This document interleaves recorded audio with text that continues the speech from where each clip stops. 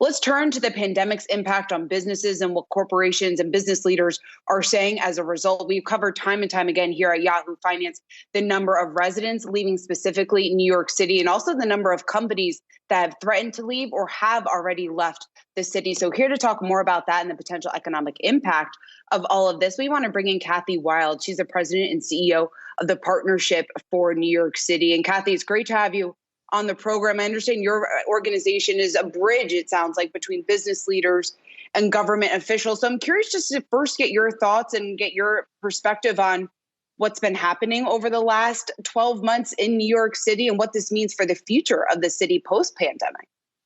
Well, the city was hit early and hard by the pandemic. And as a result, we had a shutdown of our economy. Fortunately, much of our leading industry was able to quickly switch to remote operations. So the financial services industry, professional services, technology have really kept our economy going. And we've got the numbers. We're down about 3.3% in terms of our gross economic output for New York City in 2020, which is far better than we feared. We were worried it was going to be a lot bigger. Unfortunately, that impact is very concentrated among small business in the travel and tourism sector, entertainment, Broadway, the restaurant industry. So we've had generally the ability to remotely keep our economy going, which has been a positive thing, keep our tax base in place, but we've had very targeted hits. So in the small business sector, travel, tourism, we're down about 500,000 jobs. Kathy, let's break it all down.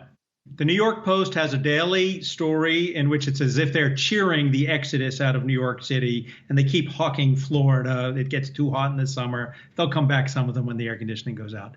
But when you lose 300,000 New York City residents from high income neighborhoods, whether they go to Westchester County or whether they go to my people's, promised land, Florida, how do you get them back? Do they ever come back? Why would they come back? Because they pay the taxes. Well, number one, the first thing people are looking for is the vaccine, as you were talking about earlier. And so the sooner we have the vaccine and we have herd immunity, the sooner people will come back to the office. That's important, number one. Number two, the schools have to be open and functioning, both public and private. So far, we've been mostly remote education, and that's obviously kept people at home with childcare and distanced remotely. And then number three, we have to make sure that the city is not only healthy, but safe. Crime has definitely gone up in New York during the pandemic period. And that's a challenge that we're very nervous about because the safety and quality of life of the city is critical to getting people back on subways and to have our economy going again. So those are all issues. And again, it's our need. Yes. Kathy, they were leaving before the pandemic because of our tax situation. What about that? When 44% are paying the majority of income tax, that's not a good recipe for a future, is it? Actually, 1% paying 42% of our income tax, and that's a very unbalanced picture. And it's been that way for a long time. So the economy and the tax base of the state is very concentrated, and it's with wealth creators. And the jobs that were at an all-time peak in 2020, the jobs are down 500,000. To get those jobs back, we need people back in the office, back in the city. We need to bring back high earners. And unfortunately, we're facing a real challenge in doing that as people find out that they take home 37% more of their pay if they live in Florida where there's no income tax. So that's an issue. Kathy, it sounds like it doesn't really sound like there is a solution then unless we change our tax code, right? Because the thing that sounds like people are moving, or the biggest reason why people are moving, are because of the taxes right now. I don't think that's the biggest reason people are moving is the taxes. I think it's the overall feeling that is the city still welcoming to business, to the wealthy. We have a political environment that kind of demonizes wealth, that suggests that even if we don't need the money, we're going to pass higher taxes as a punishment. That's not a good environment in which to encourage people to stay here, to come back if they've been gone for a while. On the other hand, New York is a great city. We've got a concentration of talent that's unmatched anywhere.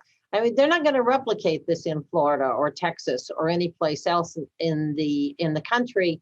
The concentration of diverse talent, speaking every language, international access through our great airports. We've got so many assets in New York. And what we have to do is figure out how to balance the cost of living and the tax base and make sure we're okay. And frankly, what's happening right now, thank goodness, we're very pleased with the federal government. The Biden administration has come out with an American Rescue Plan that finally gets the kind of support to cities and states across the country that have been hit hardest in terms of their tax base and their revenues and the costs of fighting the COVID. That's going to help us a lot in making the case that we should keep New York from raising taxes and bring people back. Well, Kathy Wylde, great to have you on, and we hope to have you on again in the future, maybe 6 to 12 months from now if we're in a different space. We'd love to get your perspective. President and CEO of the Partnership for New York City.